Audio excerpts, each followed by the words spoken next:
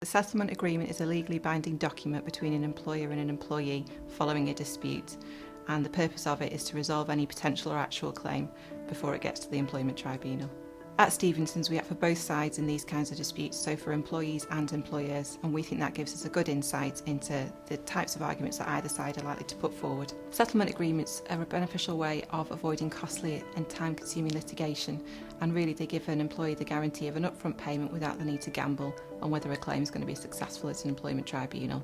From an employer's perspective, they give the reassurance that a former employee isn't going to bring a claim against them at a later date.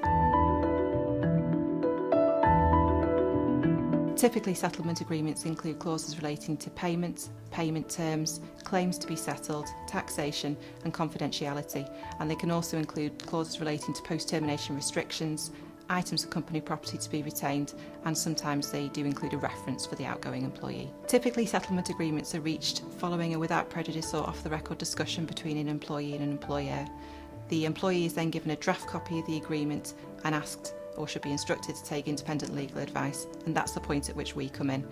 We can come in earlier and we can deal with negotiations around the figure, but usually once a draft agreement has been produced, then an employee will seek our independent advice at that stage. Following the contact from the employee, what we do is we set up a meeting with them that can be face-to-face or over the telephone, and we then review the circumstances surrounding the agreement and the document itself, and then revert to the other side, and we suggest any amendments that might need to be made. Typically the process lasts maybe a couple of days up to a week, but that does very much vary depending upon the cooperation of the other side in the process.